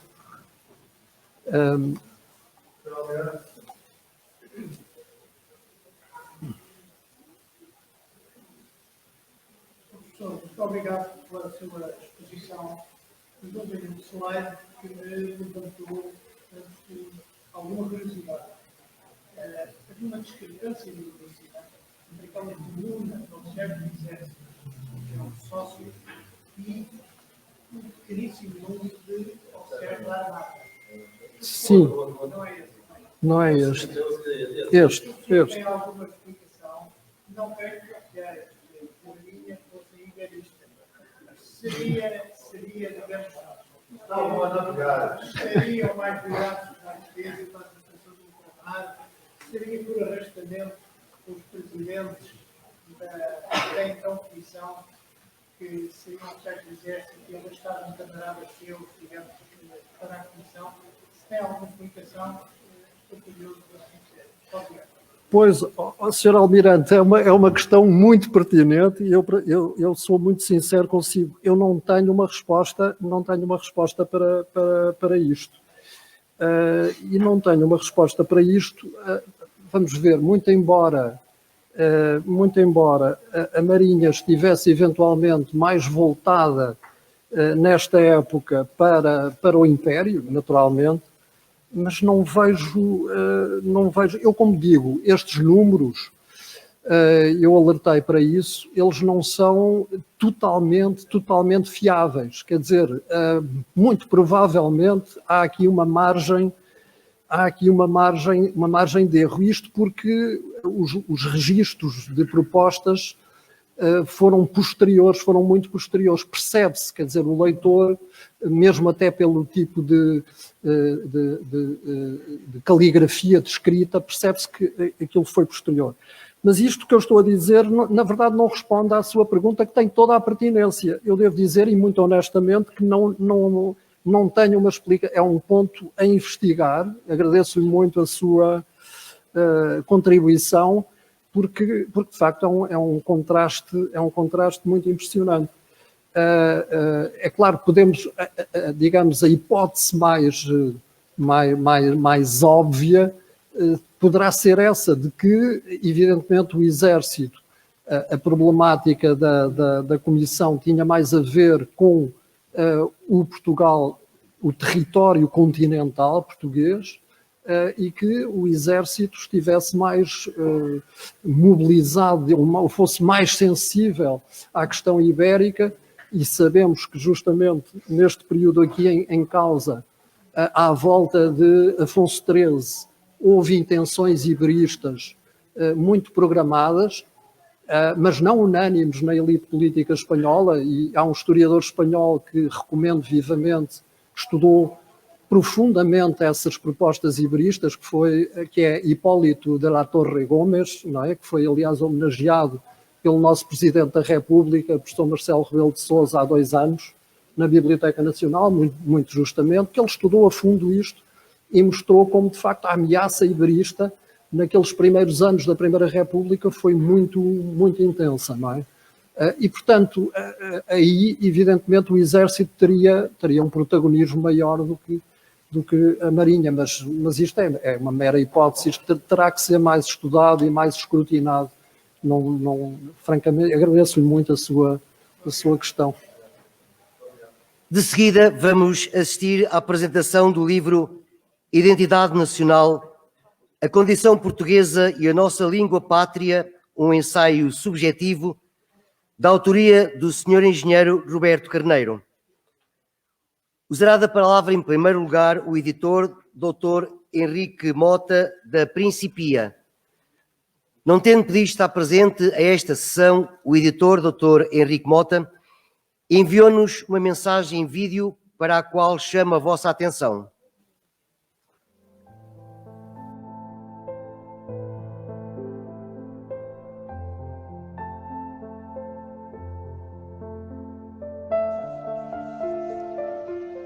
Boa noite. Lamento vivamente não poder estar presente nesta sessão por causa de compromissos que anteriormente já tinha assumido. Gostaria de estar convosco para pessoalmente e de viva voz poder felicitar a Sociedade Histórica da Independência de Portugal pelos seus 160 anos de vida e por mais esta iniciativa que consiste na primeira edição do prémio O que é Ser Português.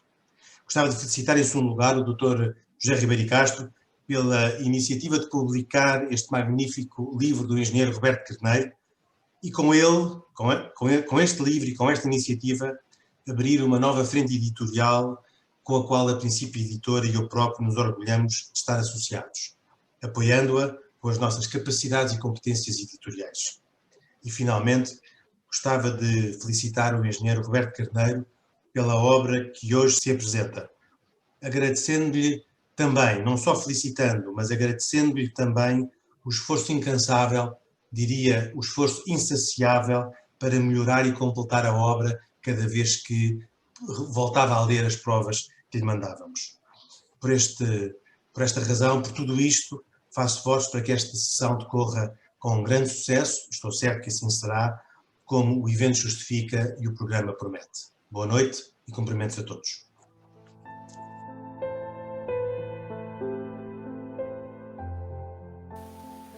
De seguida, fará a apresentação do autor e do livro o Sr. Presidente da Direção, Sr. Dr. José Ribeiro Castro.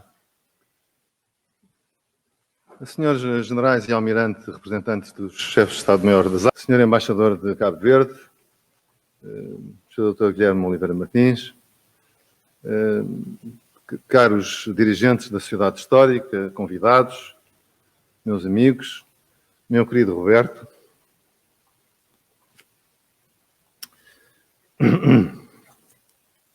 é uma grande alegria podermos lançar aqui este livro, que nasceu aqui nesta sala há 3 anos.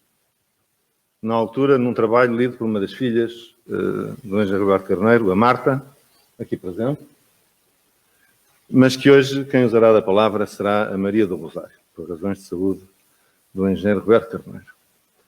O engenheiro Roberto Carneiro, que é uma pessoa bem conhecida, ganhou o prémio Abinson de Lemos, que entregámos ontem ao navio Escola Sagres, de 2017, que foi entregue em 2018. E nessa sessão de 2018, além das obrigações do prémio, que em rigor não tem nenhuma, a não ser uma pessoa digna e representar os valores que o prémio interpreta, apresentou uma comunicação, uma conferência, lida por uma das suas filhas. Ficou o projeto de a publicar e, finalmente, essa publicação vê a luz do dia.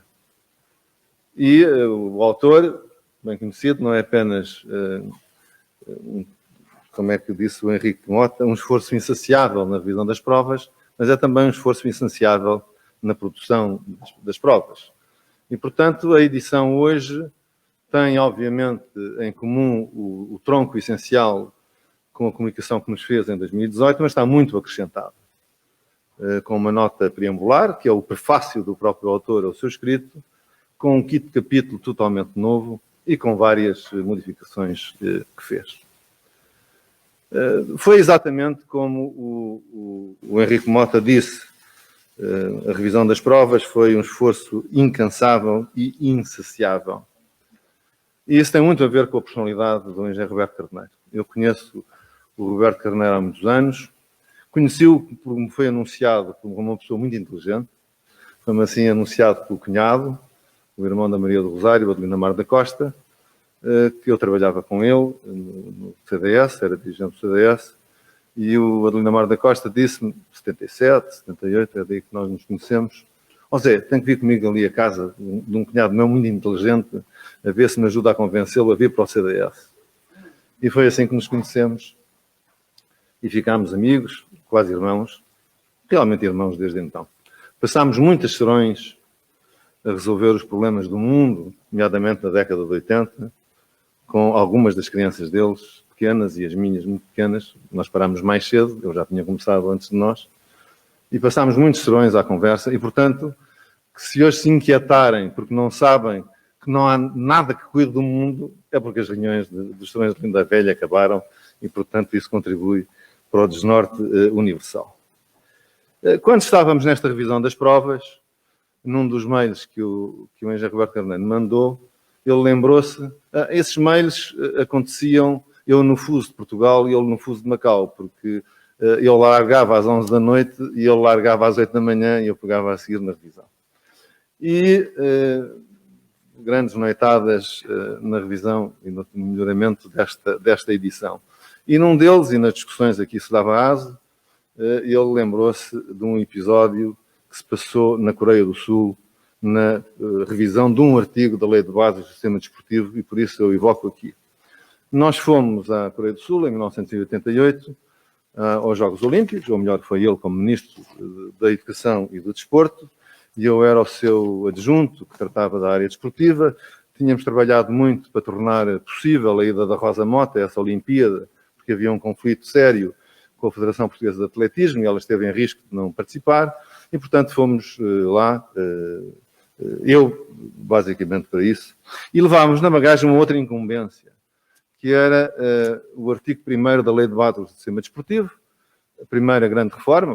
Como Ministro, o Roberto é um reformador, não só na educação, mas também no desporto, e essa era uma das minhas incumbências.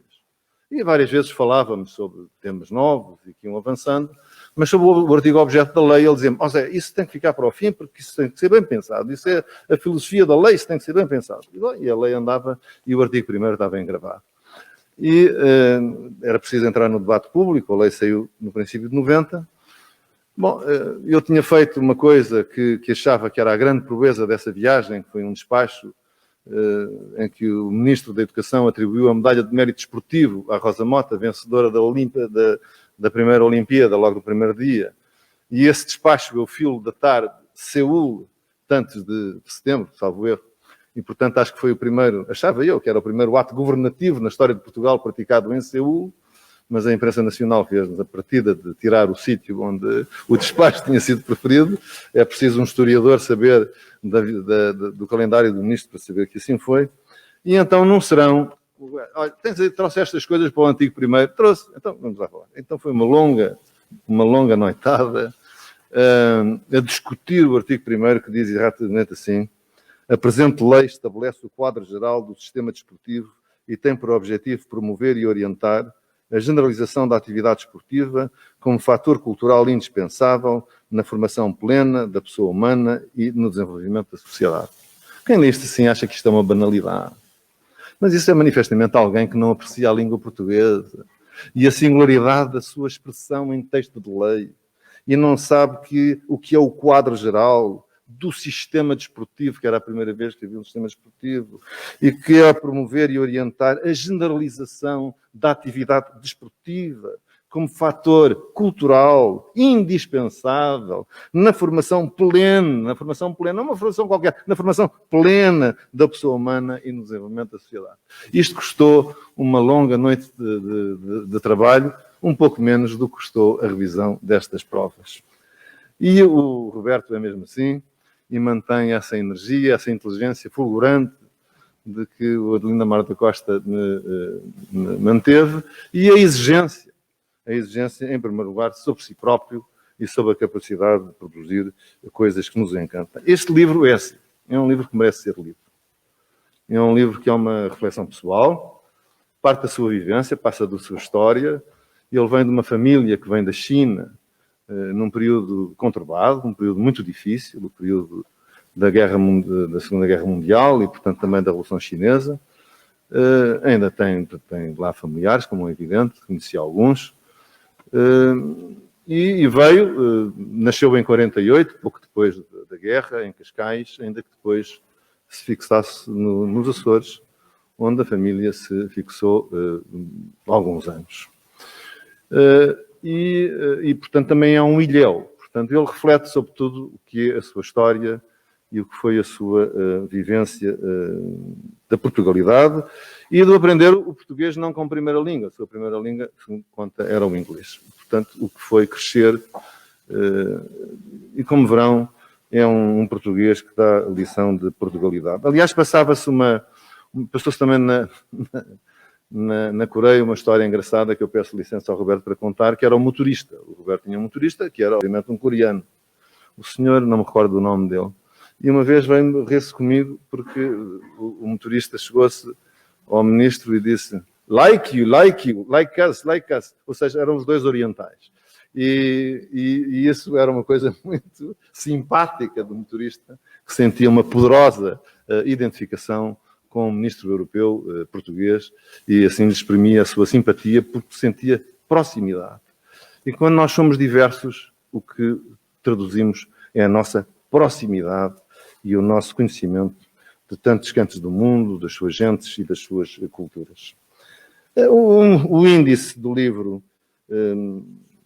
traduz as reflexões que o Roberto faz, o imperativo de uma reflexão de índole cultural, depois duas reflexões sobre a identidade, uma identidade única e resiliente e uma identidade ferida de contradição, portanto reflete sobre as contradições que integram a nossa identidade, o mar, o inevitável mar e a língua portuguesa como componentes essenciais do ser-se português, que hoje já falámos no princípio da sessão, e depois este último contributo que ele faz é uma viagem de literatura, é uma viagem por 5 apartados para homenagear a nossa língua pátria e em que cita, sobretudo pela poesia, cita vários autores, é uma seleção muito cuidada de vários poetas da nossa língua, cantando o amor, cantando sonhos e silêncios, cantando o humano e o divino, cantando a pacificação do humano consigo mesmo e com a natureza, e uma língua de saudades nostálgica de amores impossíveis. Portanto, de facto, esta obra ficou bastante completa.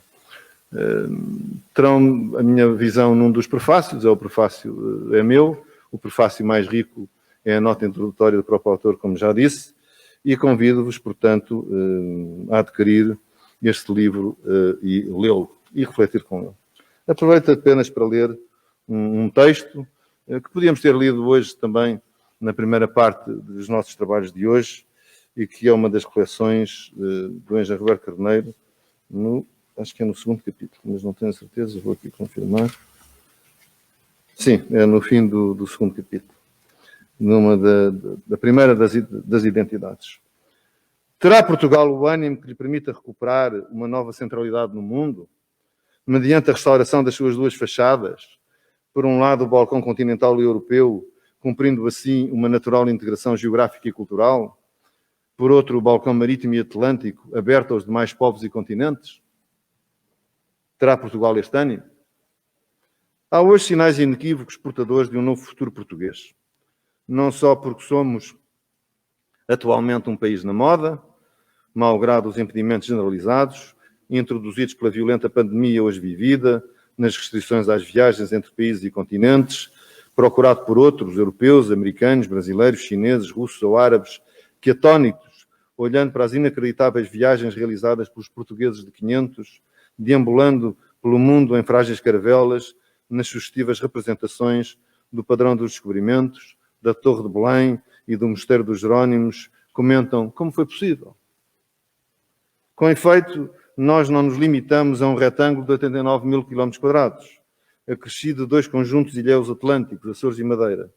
Somos antes uma verdadeira realidade arquipelágica, como dizia Agostinho da Silva, sustentada por uma língua mestiça e plástica, verdadeiro sustentáculo material de culturas híbridas, que ao longo dos anos, a marcha da história e de uma epopeia coletiva foi gerando nas mais diversas latitudes e longitudes em que abundam as pegadas e os vestígios lusitanos. Temos aqui muito alimento para o futuro. Muito obrigado, Roberto, e também muito obrigado a um desenhador aqui presente, amigo dele, o Luís de Abreu, que ilustrou numa capa interior este livro, com uma imagem que representa também a história do Roberto, a fachada do Leal Senado, em Macau, e a esfera armilar, que está lá numa fonte, num lago, na entrada. Muito obrigado a todos, muitos parabéns pelo teu trabalho, muito obrigado pela riqueza que nos deste.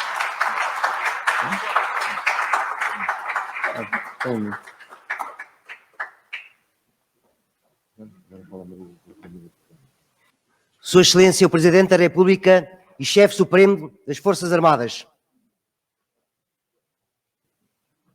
Vou então convidar a Sra. Maria do Rosário, esposa do Sr. Engenheiro Roberto Carneiro, a dirigir-nos umas breves palavras. Muito boa tarde. Boa tarde, Sr. Presidente da República, altas individualidades, caros amigos. Vou passar a ler aquilo que são umas notas que o Roberto tinha preparado para fazer a sua apresentação do livro. E diz ele, nesta breve apresentação do texto-ensaio, umas primeiras palavras de agradecimento. Ao Zé Ribeiro e Castro, atual Presidente da CHIP, a ajuda amiga inexcedível no acompanhamento à produção de um texto complexo em tempo relativamente curto e na superação das grandes limitações pessoais no plano da informática que acresceram às dificuldades de saúde que presidiram à sua elaboração. E bem, tenho mesmo que acrescentar o cuidado em atender à minha determinação em respeitar integralmente as normas científicas da APA, que se afiguravam impossíveis de aplicar no início do exercício. Tal a complexidade das mesmas. Eram citações, notas de pé de página, maiúsculas, minúsculas, pontos e vírgulas, uso de aspas, corpo e tipo de letra, consoante o local e o contexto da narrativa, clareza e respeito escrupuloso pelas fontes citadas, etc, etc. Muito obrigada. Muito obrigada também à colaboração do editor Dr. Henrique Mota, na estabilização do texto em detalhe final, em espírito de diálogo e de mútua compreensão entre autor e editor, que não são adversários, muito menos inimigos, coligados em torno do objetivo comum de concluir a obra em prazo útil e garantia de qualidade satisfatória. E, finalmente, a todos os presentes e àqueles que, apesar desta minha complexa e ingrata introdução, decidirem mesmo embrenhar-se na leitura do ensaio, agradecendo antecipadamente o hercúleo esforço de que irão ter de munir-se para levar a bom termo a temerária decisão que então tomaram, assim como todo e qualquer comentário crítico que me quiserem fazer chegar. O ensaio que hoje apresentamos é constituído por 5 partes distintas já referidas pelo Zé Ribeiro e Castro. Ao abrir, numa curta nota pessoal, partilho uma introspeção que preside uma reflexão de índole cultural, assente numa saudável ligação entre nascimento e orgulho pátrio e num misterioso capricho do destino que na mais tenra idade me atira para uma longínqua terra lávica açoriana, rodeada de um mar intenso, bravo, assustador mesmo, na maior parte dos dias, mas convidativamente mansa em ocasiões mágicas e propícias ao natural convívio com o humano. Nela cresci feliz, embora marcado pelo ferrete e ilhéu de superar as contingências geográficas do isolamento e, por consequência, habituado desde cedo ao entabular de um diálogo salgado, imaginariamente poético, com o universal. Segue-se-lhe uma penetração por alguns intricados labirintos da identidade nacional, onde desenvolve o leitmotiv de sermos uma nação de nações, uma pátria que não descansa de se dar ao mundo, um povo errante, imigrante por condição e destino, em cuja alma o eu e o outro são indiscerníveis na formação de uma identidade verdadeiramente intercultural. Ou, nas palavras de Eduardo Lourenço, personalidade contemporânea ímpar do trabalho incansável de dissecação do português autêntico, infelizmente desaparecida há poucos meses atrás, o qual recordo com imensa saudade, uma nação portadora de uma hiperidentidade. Numa terceira parte, faço-me eco de contradições de que se encontram referidos modos distintos de analisar a identidade portuguesa, passando designadamente por uma leitura pessoal de grandes reptos que, enquanto povo e cultura, enfrentámos no período pandémico e, sobretudo, pós-pandémico, da implantação do novo normal. É-nos impossível fugir a este novo normal, representando antes uma oportunidade rara de nos reposicionarmos no concerto das nações. Com este nobilíssimo objetivo em mente, chama a atenção para a indispensabilidade de serem convocadas para o efeito, por um lado, a nossa plena força identitária e, por outro, as potencialidades de adaptável forma comunicacional lusa que a inspira e que se encontra agora terreno favorável às suas reconhecidas vantagens comparativas num tempo em que a inovação é rainha, exigindo justamente uma plasticidade relacional acrescentada capaz de assegurar o nosso ajustamento permanente a situações novas e inéditas com que somos crescentemente confrontados no mundo irremediavelmente global. Numa quarta parte, aludimos a um relacionamento constante que se encontra na raiz da formação e da preservação da nossa luz e identidade, o dualismo mar e língua, no qual fazemos um brevíssimo retrato da história da língua portuguesa nas suas travessias por continentes vários e nos ajustamentos sucessivos a que ela se sujeitou, submetida à tensão decorrente de emergências diversas de índole cultural em que se revelou força transformadora ativa. Efetivamente, estamos em presença de uma língua que, na belíssima imagética de Virgílio Ferreira, é o lugar de onde se vê o mundo, e de ser nela pensamento e sensibilidade, rematando o conhecido autor, educador e escritor, com a expressão poderosa que sempre me causou arrepios, plena pela intensidade emocional que carrega.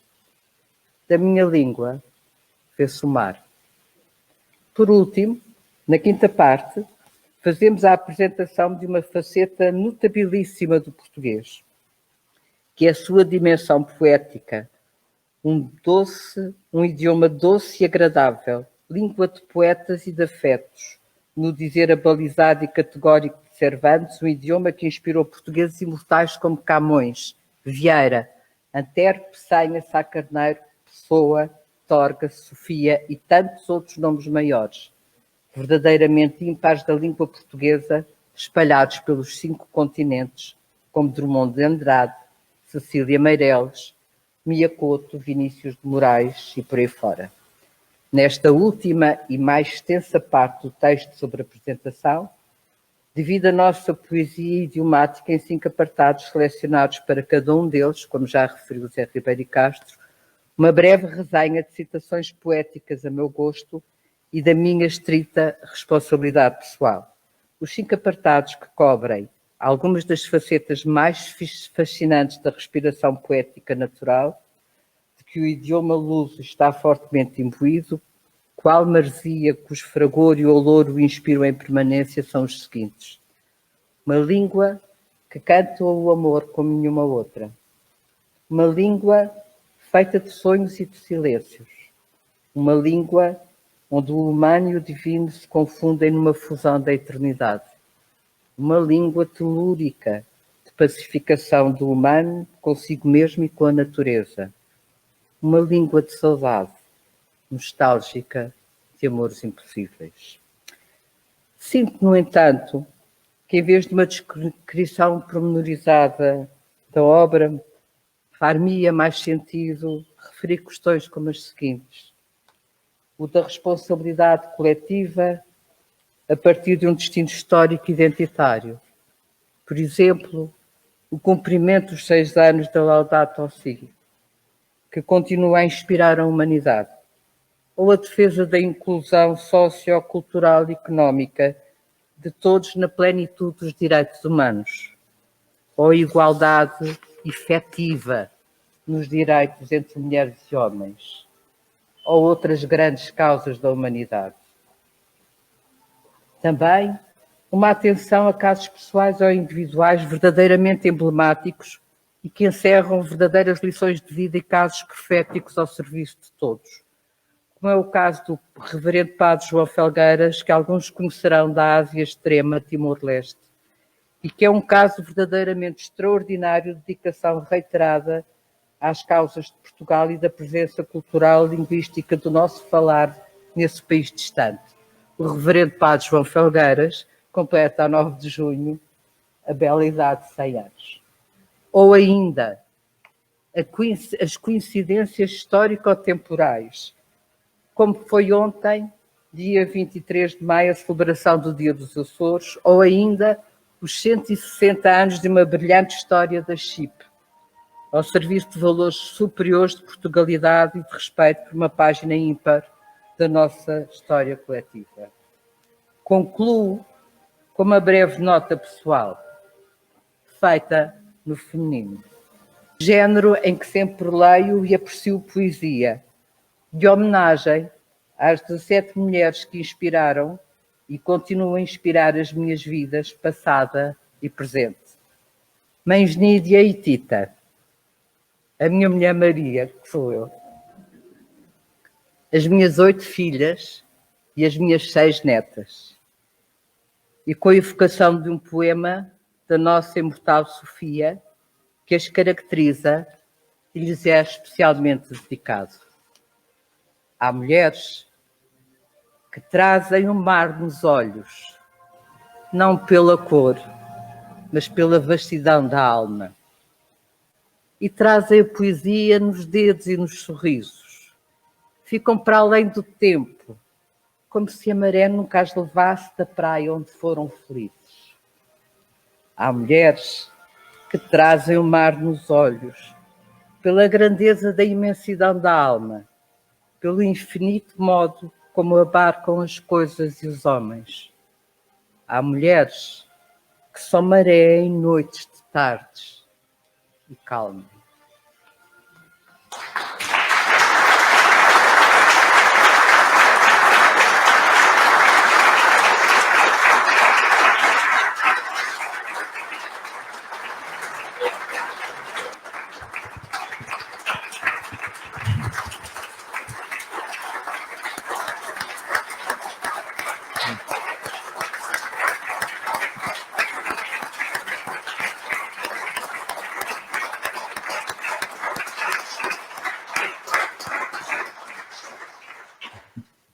Senhor Presidente, se quiser dizer umas palavras, mas esteja à sua vontade. Senhor Presidente desta veneranda instituição, meu querido professor Roberto Carneiro, e uma das mulheres da sua vida, a primeira delas, cronológica e logicamente, Excelências, pedindo desculpa por ter chegado atrasado a esta cerimónia, de que tive conhecimento muito em cima da hora, ontem, sendo-me impossível alterar compromissos, entretanto assumidos, eu não poderia faltar aqui, antes do mais, a um dos contributos notáveis de Roberto Carneiro na sua riquíssima vida ao serviço de Portugal. Ao serviço de Portugal, ao serviço dos portugueses, ao serviço da identidade nacional. Foi assim a sua vida, é assim a sua vida, será assim a sua vida. Eternamente jovem. educador de todos nós, com uma formação excepcional nas chamadas ciências duras, no entanto, um homem das humanidades.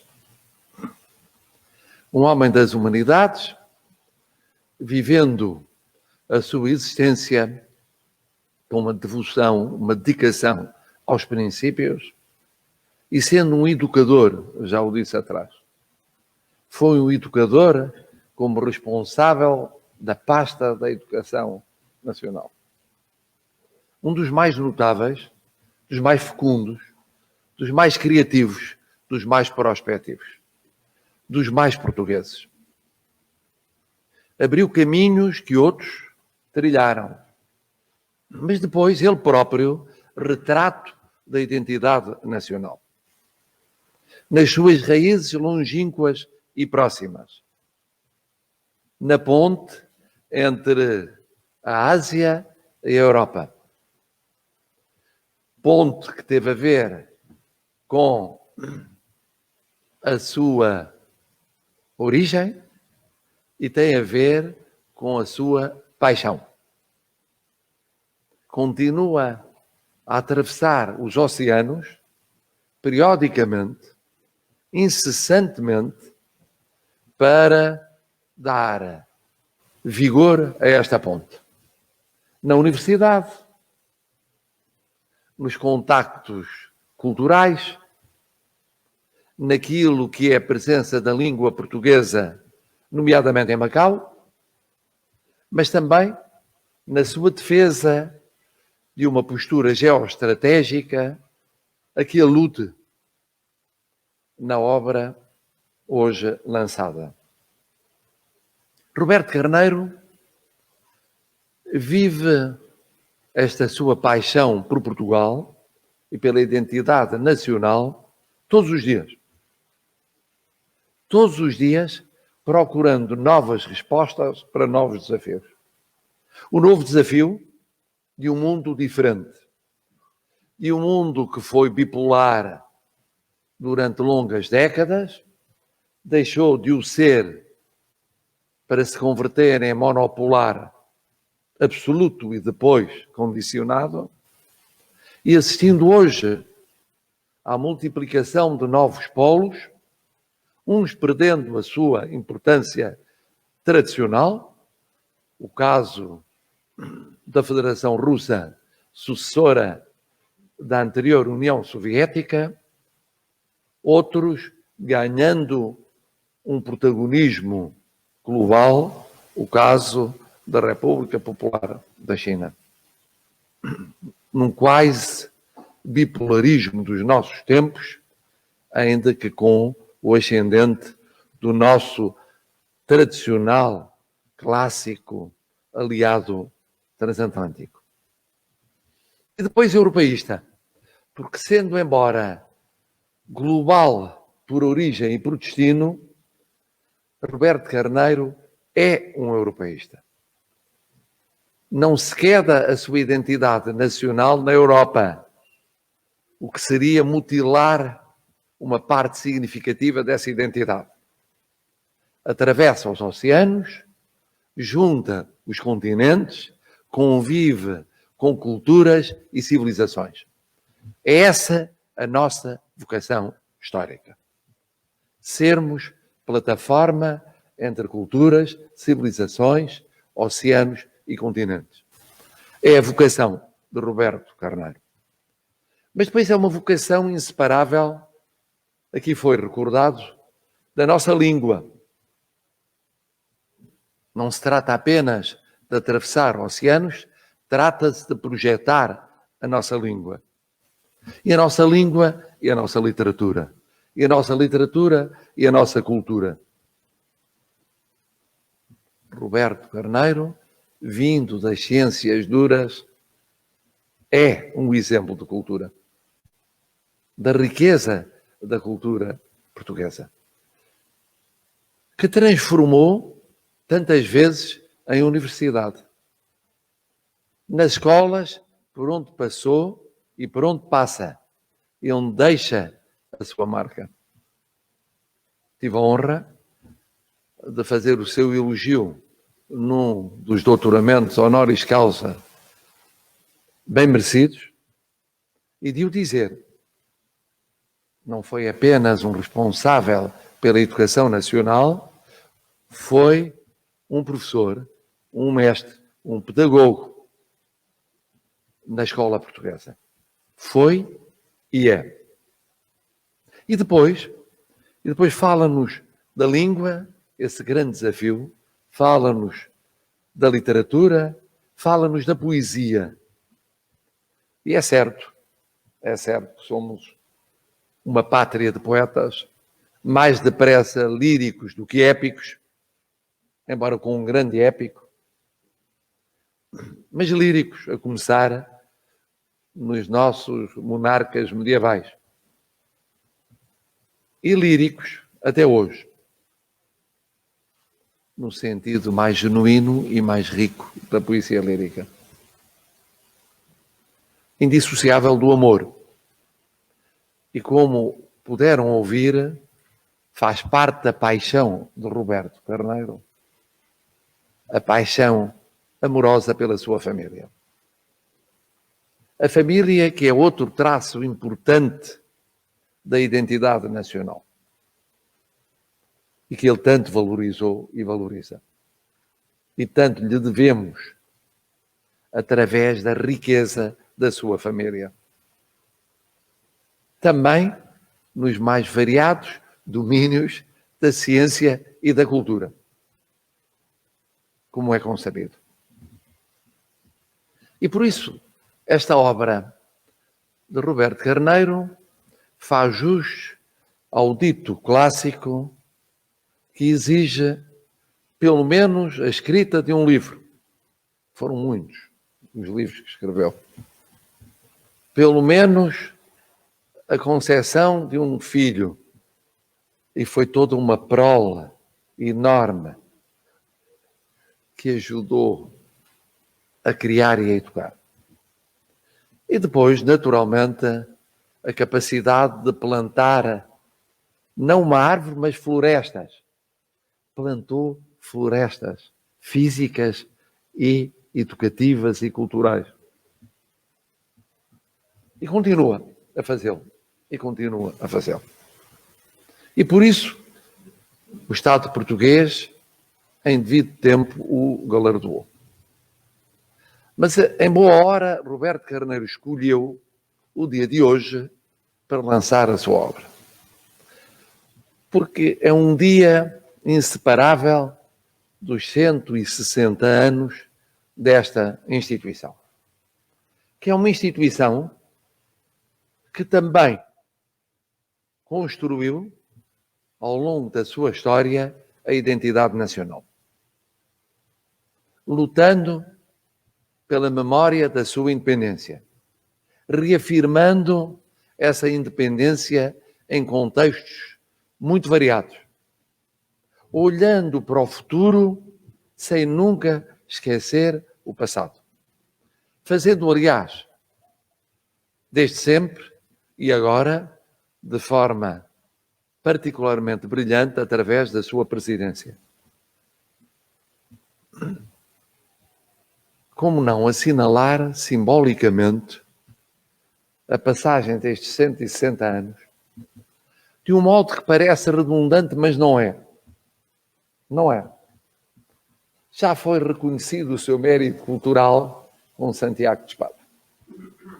Foi reconhecido o seu mérito universal com o Infante Dom Henrique. Tinha sido reconhecido o seu mérito ao serviço dos grandes princípios e valores da identidade nacional com o grande oficialato de Cristo. Parece justo agora levar mais longe este primeiro, que foi o primeiro reconhecimento, feito num contexto sociopolítico diverso, convertendo o que tinha sido o grande oficialato de Cristo no título que corresponde ao reconhecimento de membro honorário dessa ordem, que é o equivalente à Gran Cruz das Gran Cruzes. o grande oficialato seria, obviamente, insuficiente. E fazê-lo num contexto sociopolítico diverso daquele que assinalou os seus 100 anos. E é isso mesmo que passarei a fazer, entregando a Vossa Excelência, Sr. Presidente, em frente de um dos cultores da identidade nacional, as insígnias de membro honorário da Ordem de Cristo, a enriquecer duplamente aquilo que foi reconhecido por um grau prestimoso, mas não o supremo dessa ordem.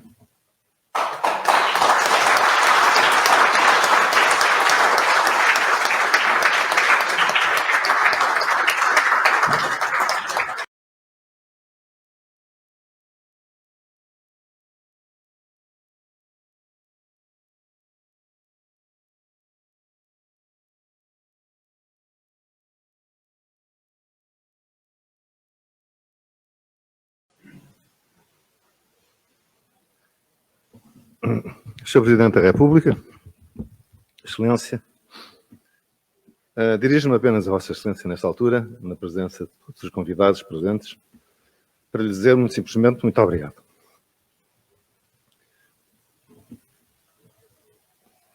Agradecer o sinal que dá, esta cerimónia, a graduação da nossa responsabilidade perante a Ordem de Cristo, que é uma ordem que diz muito a Portugal e, naturalmente, a esta instituição.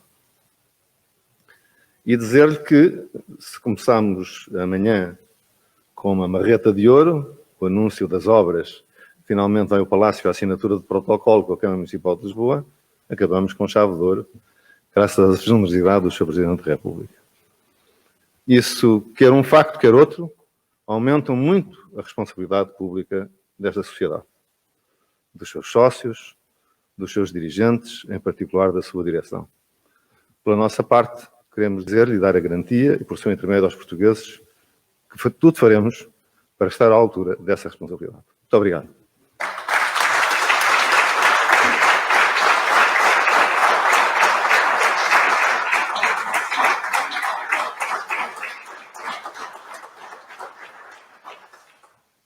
Ao encerrarmos então esta sessão comemorativa do aniversário da Sociedade Histórica da Independência de Portugal, convido todos os presentes, de pé por favor, a entoarmos o hino nacional com que encerraremos então estas cerimónias.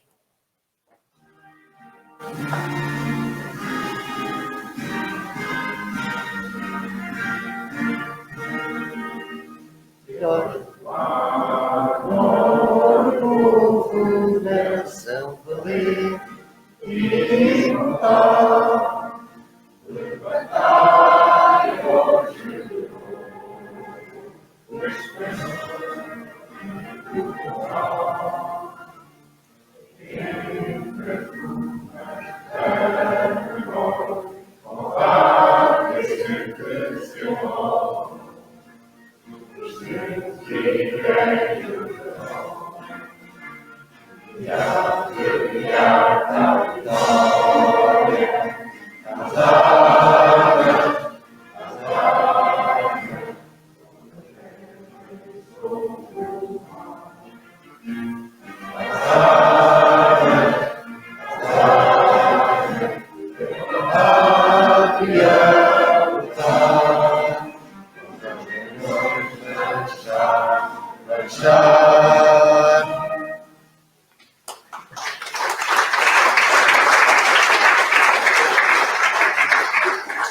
Em nome de Sua Excelência, Presidente da República e Comandante Supremo das Forças Armadas, Marcelo Rebelo de Sousa, declara-se encerrada a sessão. Muito obrigado.